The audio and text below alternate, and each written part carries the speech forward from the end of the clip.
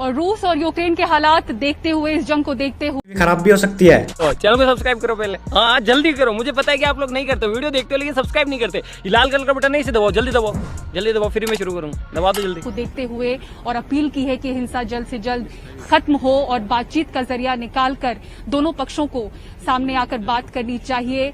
साथ ही उन्होंने चिंता जाहिर की है जो भारतीय छात्र फंसे हुए हैं यूक्रेन में, उनको लेकर उन्होंने चिंता जाहिर की है कि उनको किस तरह से सुरक्षित वहां से निकाला जाना चाहिए। तो इस बातचीत को लेकर हम रुख करेंगे। हमारे सहयोगी अखिलेश शर्मा हमारे साथ बने हुए हैं, जिनसे हम जानेंगे कि क्या बातें हुई हैं। अखिलेश, यहाँ पर भले ही चिंता जाहिर कर रहे हैं प्रधानमंत्री नरेंद्र मोदी, लेकिन सबसे बड़ी चिंता है भारतीय छात्रों को वहां से निकालने की। पर जो बात हुई है कि हिंसा को लेकर कि किस तरह से दोनों पक्षों को बात करनी चाहिए और हिंसा खत्म करनी चाहिए, रूस ने तो साफ कर दिया है कि वो झुकेंगे, अब रुकने का कोई सवाल ही नहीं खड़ा होता।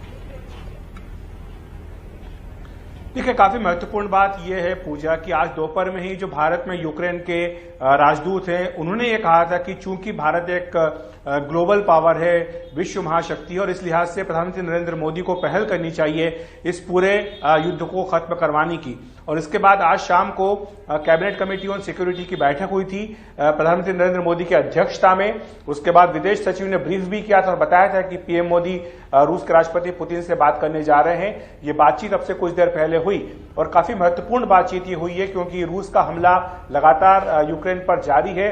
और इसी बीच पीएम मोदी ने अपनी ओर से राष्ट्रपति पुतिन को यह कहा कि जो हिंसा हो रही है ये थमनी चाहिए और तुरंत थमनी चाहिए। उन्होंने ये भी कहा कि भारत का ये हमेशा से रुख रहा है कि रूस में और बाकी जो नेटो देशों के बीच में जो भी मतभेद हैं उन्हें ईमानदारी के साथ गंभीरता से बातचीत करके सुलझाया जाना चाहिए, लेकिन हिंसा जो है इसका हल नहीं है और हिंसा रुकनी चाहिए। ये बात इस प्रेस रिलीज में साफ तौर पर कही गई है। और ये भी कहा गया है कि डिप्लोमेटिक निगोशिएशंस के जरिए इस पूरे विवाद को सुलझाया जाना चाहिए, हिंसा थमनी चाहिए। तो ये काफी महत्वपूर्ण बात है पीएम नरेंद्र मोदी की ओर से राष्ट्रपति पुतिन को कही गई है।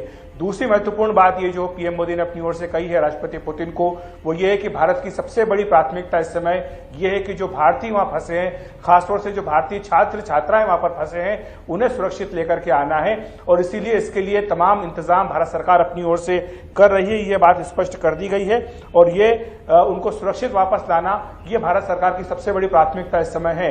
तो ये भी राष्ट्रपति पुतिन को स्पष्ट कर दिया गया है। साथ ही उन्होंने ये भी कहा है कि आगे भी दोनों देशों के जो कूटनीतिज्ञ हैं वो चर्चा करते रहेंगे ताकि ये जो विवाद खड़ा हुआ है और जो युद्ध शुरू हो चुका है इसको जल्द से जल्द खत्म किया जाए। इसके लिए भारत अपनी ओर से तमाम तरह की पहल कर रहा है। ये काफी महत्वपूर्ण डेवलपमेंट माना जा रहा है क्योंकि भारत जो है वो रूस का एक विश्वस्त सहयोगी है, आज से नहीं बल्कि 70 साल से है। और इसीलिए रूस के राष्ट्रपति को पीएम मोदी का ये टेलीफोन कॉल जाना और उसमें हिंसा को रोकने की बात कहना एक काफी बड़ा डेवलपमेंट माना जा रहा है क्योंकि अभी तक भारत को लेकर के ये कहा जा रहा था कि भारत दो टूक शब्दों में रूस को कुछ कह नहीं रहा है। आज भी फ्रांस की ओर से ये कहा गया, यूक्रेन के जो राजदूत थे उन्होंने कहा कि भारत को जितनी गंभीरता से प्रयास करना चाहिए था वैसा भारत कर नहीं रहा है। लेकिन अब इस फोन कॉल के बाद मेरे ख्याल से इन तमाम बातों पर विराम लग जाना चाहिए क्योंकि बाकी दुनिया ने रूस की न सिर्फ कड़े शब्दों में भर्त्सना की है बल्कि कड़े आर्थिक प्रतिबंध लगाने का फैसला भी कर लिया है, जिनका एक एक करके ऐलान किया जा रहा है। अब से कुछ देर पहले बोरिस जॉनसन ने ऐलान किया और अब से कुछ देर बाद अमेरिका के राष्ट्रपति जो बाइडेन भी कुछ महत्वपूर्ण घोषणाएं करने जा रहे हैं। तो ये काफी सारे आर्थिक प्रतिबंध रूस पर लग रहे हैं। दूसरी तरफ भारत ने यह कहा कि कूटनीतिक बातचीत के जरिए इस पूरे मसले का हल निकाला जाए, लेकिन हिंसा रुकनी चाहिए।